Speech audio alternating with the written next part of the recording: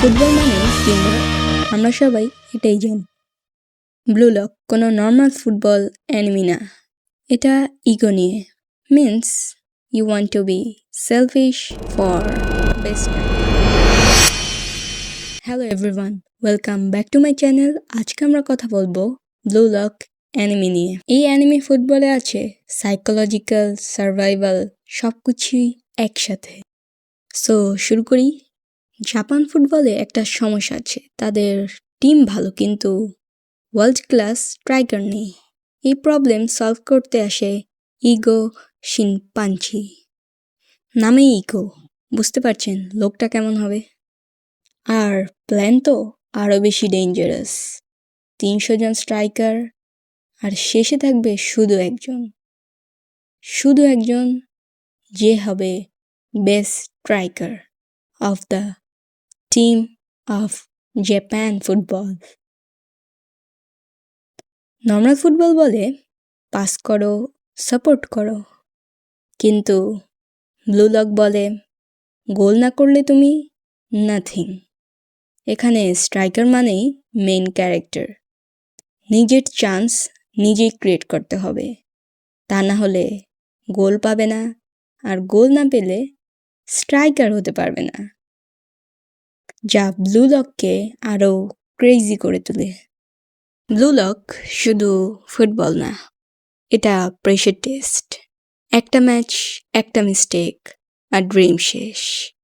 এই প্রেশার অনেককে ভেঙে দিয়েছে, যা আমরা প্রথম এপিসোডেই দেখতে পাই ইসাগির সাথে। আর কিছু মানুষকে মনস্টার বানায়। তো এখন একটু আমাদের ব্লু লকের মেন ক্যারেক্টার সম্পর্কে কথা বলি। তাহলে ইসাগি ইয়োইচি শুরুতে স্পেশাল না মনে হলেও তার কিন্তু একটা পাওয়ার আছে, সেটা হচ্ছে অ্যাডাপশন। সেটা প্রথমে বুঝতে না পারলেও প্রতিটা গেমের সাথে সে তার পাওয়ারকে ইনক্রিজ করে, যা তাকে আরও স্পেশাল করে তোলে। সে গেম বোঝে, প্লেয়ার বোঝে, সিচুয়েশন বুঝে। ইসাগি মাসেল দিয়ে যেতে না, সে ব্রেন দিয়ে যেতে, যা আমরা এপিসোড 1-এই দেখতে পাই। যখন ব্লু লকে আসার আগে ইসাগি একটি নর্মাল ফুটবল টিমে খেলতো, তখন একটা গেমে তার হার হয়। সেখানে একজন প্রতিপক্ষের জন্য সে হেরে যায়, এবং ব্লু লকে এন্ট্রি হওয়ার পরেই ফার্স্ট অ্যানিমেশন তার দ্বারা হয়, সেই প্লেয়ারটি যার দ্বারা সে হেরেছিল। ব্লু লকে ফ্রেন্ড ইম্পর্ট্যান্ট না, রাইভাল ইম্পর্ট্যান্ট। যেমনটা আমরা নাগির সাথে দেখতে পাই। নাগি আরেকটা ইগো ক্যারেক্টার, যে ব্লু লকে আসার পরে আমরা দেখতে পাই যে ফুটবলের প্রতি অত আগ্রহ ছিল না তার, কিন্তু তার ফ্রেন্ড তাকে খেলার জন্য আগ্রহ যোগাতো করতো। কিন্তু ইসাগির এবং নাগির ম্যাচের পরে নাগি পুরোপুরি চেঞ্জ হয়ে যায়, এবং সে ইসাগির সাথে খেলার জন্য তার ফ্রেন্ডকেও ছেড়ে দেয়, যেটা দর্শকদের আরও এই অ্যানিমের প্রতি অ্যাটাচড করে দেয়। এখানে আরও অনেক আলাদা আলাদা ক্যারেক্টারদের কথাও বলা হয়েছে, যেমন মাচিডা আলাদা ইগো। এই ইগো ক্ল্যাশ থেকেই রিয়েল গ্রোথ আসে, যেখানে সবার মধ্যেই থাকে শুধু জিতার আকাঙ্ক্ষা এবং বেস্ট স্ট্রাইকার হওয়ার আকাঙ্ক্ষা, কিন্তু শেষে তো একজনই হয় বেস্ট স্ট্রাইকার।